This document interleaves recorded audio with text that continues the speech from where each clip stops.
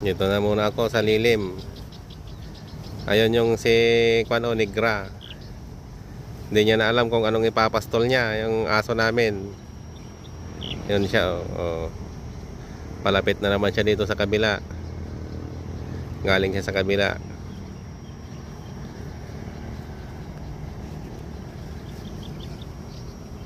Oh, ayan na. Nagdikit na sila. Oh. Dikit na yung dalawang pastol na kambing.